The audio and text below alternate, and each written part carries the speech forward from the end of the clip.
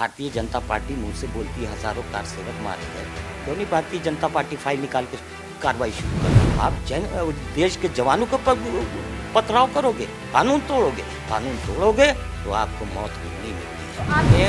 FIR हुई थी, 17 FIR हुई थी, उसके बाद सब केसेस वापस ले लिए गए। भारतीय जनता पार्टी के पास कोई मुद्दा नहीं है और ना कुछ बताने के लिए जनता के पास। उसके बाद धर्म का ही मामला है और वो धर्म का ही मामला लेकर सत्ता में बने रहना चाहते हैं। जैसे कि कहीं पर भी कोई घटना हो जाती है, उसको सजा देने की बजाय उसके परिवार को सजा मिल जाती है, मकान गिरा दिए जाते हैं। विकास का मतलब थोड़ी ना कि आप उसको चौड़ा कर दे रहे हैं। चौड़ा आपने कर दिया, ठीक है, अच्छी बात है, लेकिन इतना भी चौड़ा मत कर दीजिए कि लोग बेरोजगार हो जाए। लेकिन मैं हूं आपके साथ आस्था तिवारी। 6 दिसंबर 1992, आज से 31 साल पहले, ये वो वही तारीख थी जिस दिन राम सेवकों पर गोली चली। तमाम अयोध्या का एक वो बड़ा, एक तरह से अगर देखा जाए, उस जंग को देखा गया जो ना तो किसी ने सोचा था ना कभी समझा होगा कि ये दिन एक पूरे विश्व के रूप में काला दिन के बतौर माना जाएगा।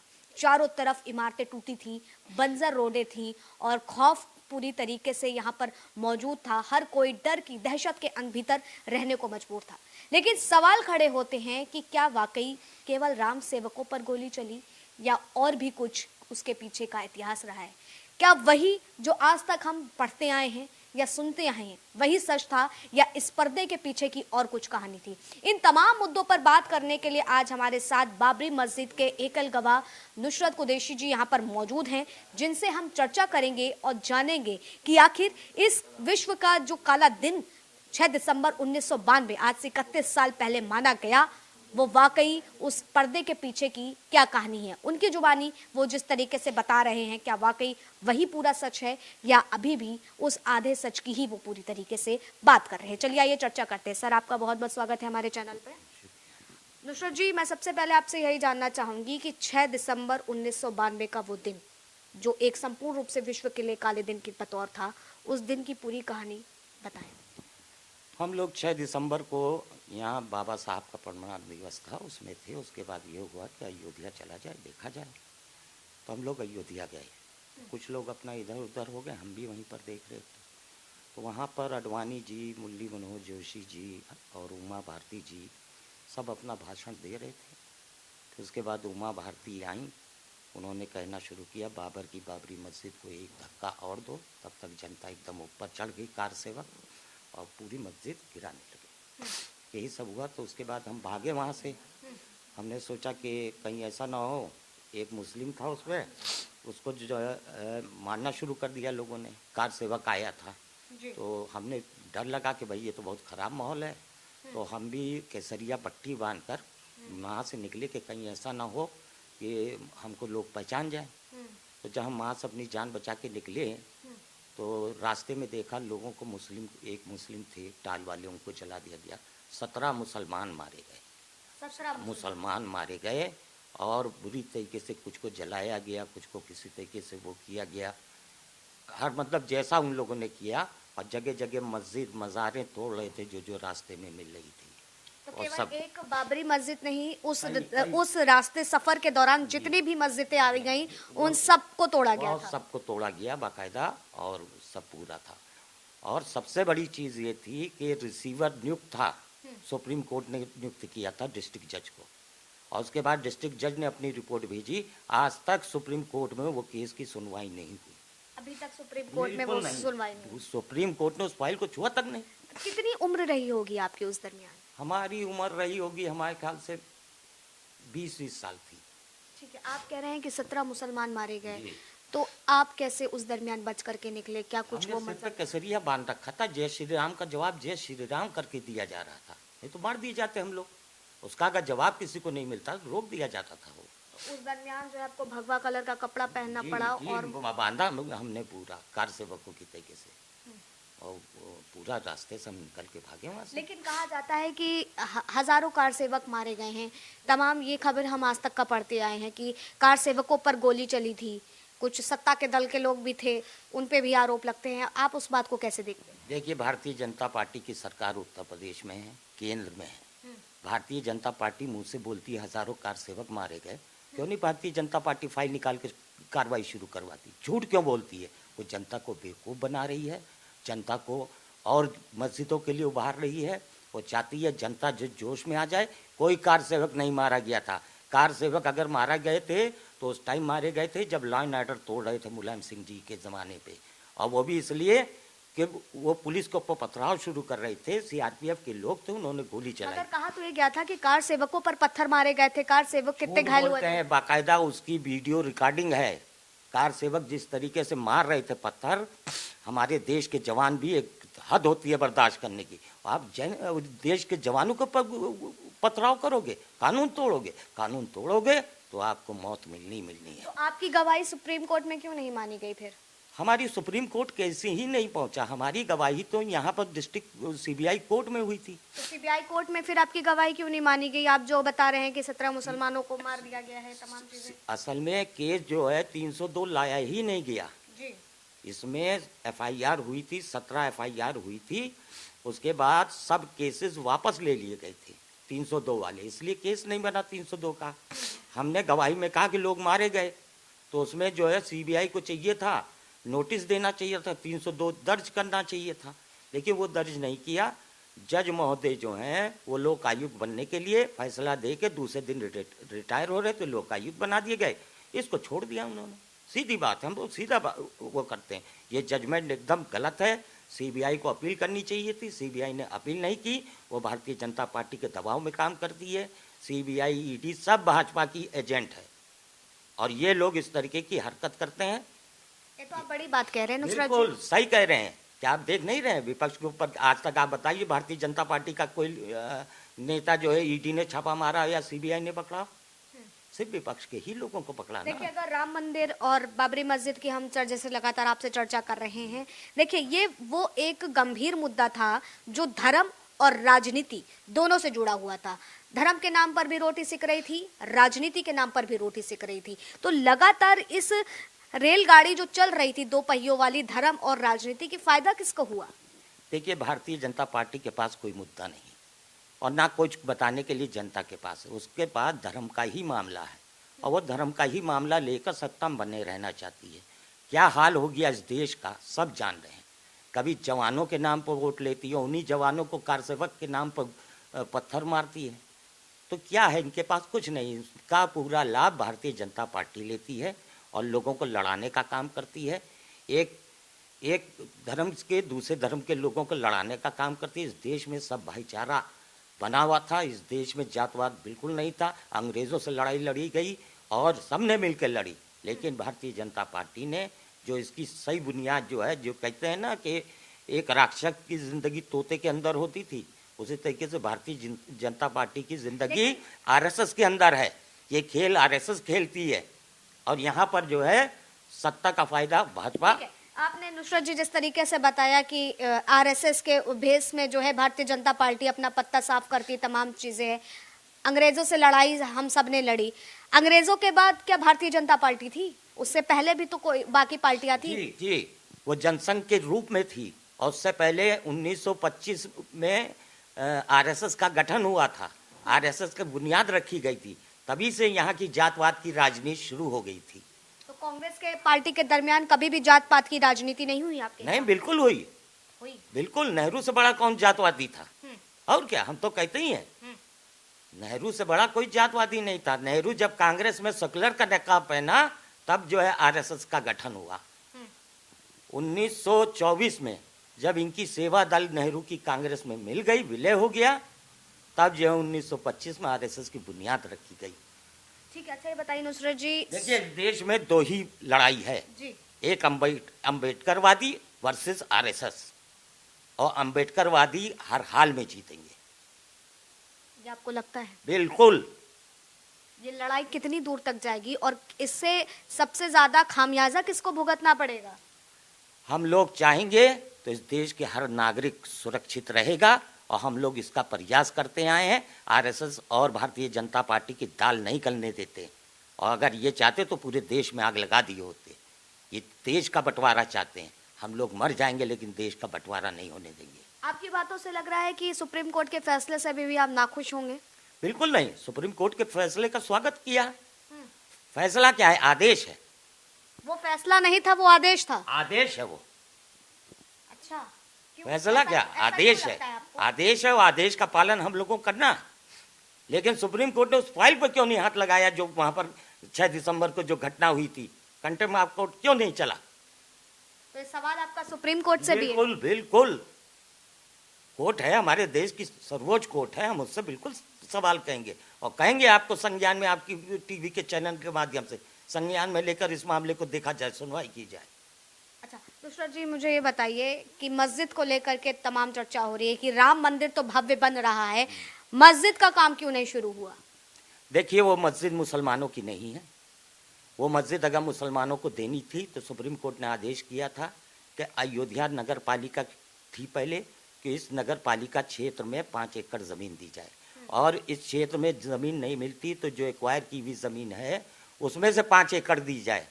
लेकिन योगी जी ने सुप्रीम कोर्ट का आदेश ना मानते हुए रौनाही में 25 किलोमीटर ज़मीन दी, क्योंकि विश्व हिंदू परिषद कहती थी कि 14 कोसी परिक्रमा के बाहर करो, और सुप्रीम कोर्ट के आदेशों को न मानते हुए विश्व हिंदू परिषद के आदेशों को माना योगी जी ने। और ये योगी जी और मोदी जी की मस्जिद है, ये मुसलमानों की मस्जिद नहीं है। इसमें हनुमान चालीसा पढ़ें, इसमें नमाज नहीं पढ़ी जाएगी। आप कह रहे हैं कि यहाँ हनुमान चालीसा पढ़ी जाएगी, नमाज नहीं पढ़ी जाएगी? बिल्कुल नहीं, यहाँ मुसलमान नहीं इसको मानता मस्जिद। लेकिन चर्चा तो हो रही है कि मस्जिद ताजमहल से जैसी नहीं। खूबसूरत बनेगी। अरे तो जो लोग हैं, जो भाजपा के चमचे हैं, वो जाए कुछ भी बनवा लें। जब आम मुसलमान कहता है, सुप्रीम कोर्ट ने अयोध्या वासियों के लिए मस्जिद के लिए आदेश किया था, मस्जिद अयोध्या में दी जाए, आप उतनी दूर क्यों दे रहे हो हैं? और सुप्रीम कोर्ट का आदेश था, आप आदेशों का क्या पालन कर रहे हो?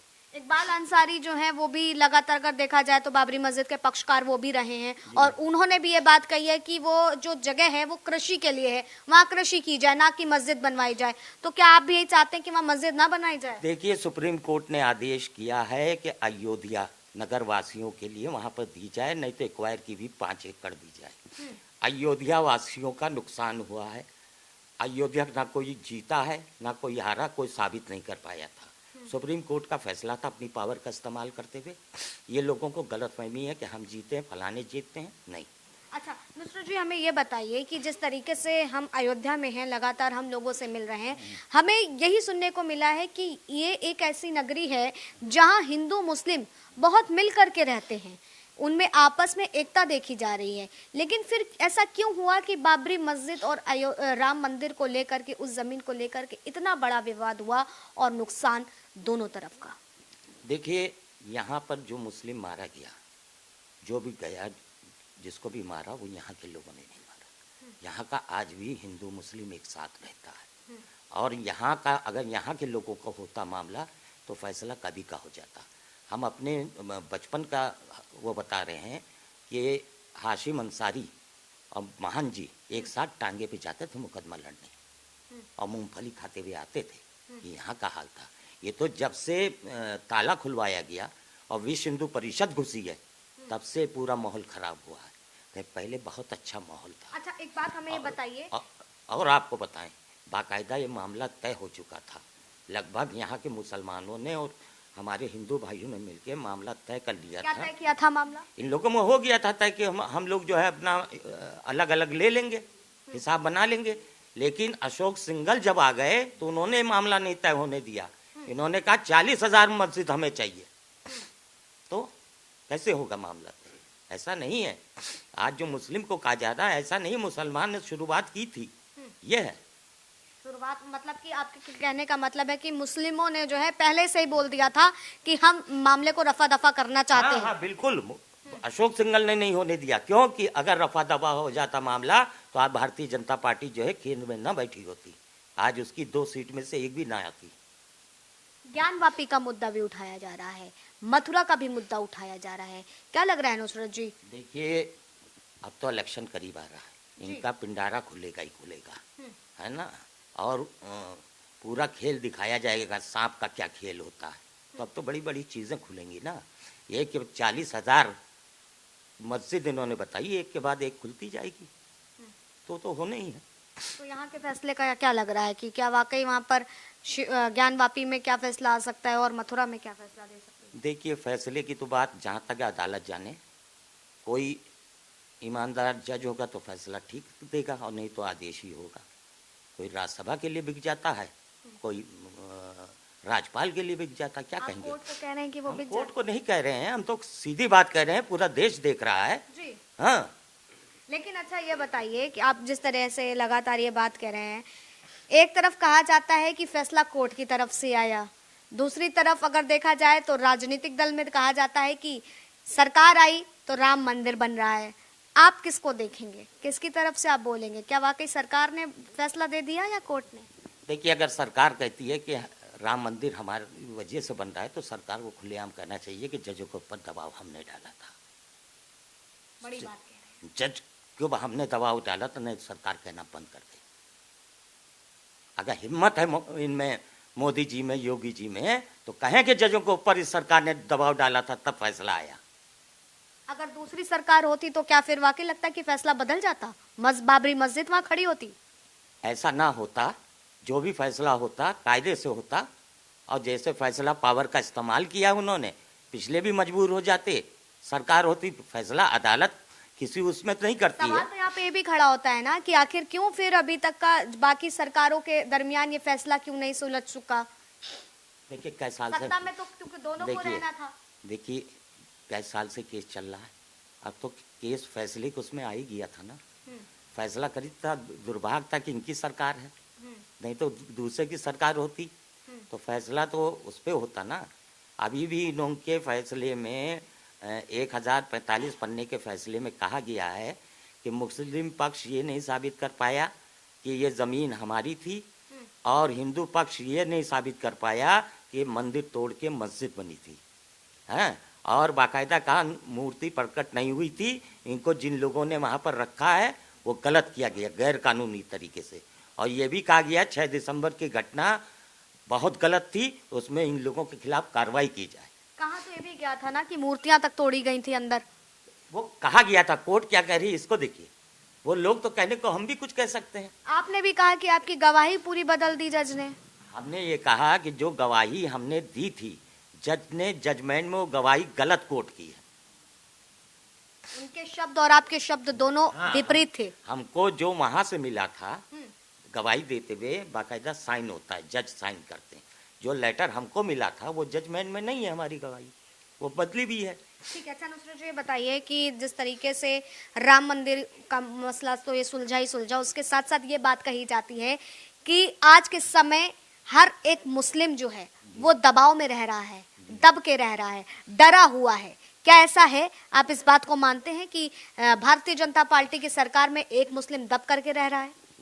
देखिए, ऐसा है, कुछ काम गैर कानूनी हो रहे हैं। जैसे कि कहीं पर भी कोई घटना हो जाती है, उसको सजा देने की बजाय उसके परिवार को सजा मिल जाती है, मकान गिरा दिए जाते हैं। बुलडोजर की बुलडोजर स्कीम से की- आप नाखुश हैं? सब नाखुश है, हम ही नहीं, हिंदू मुसलमान हर कोई नाखुश है।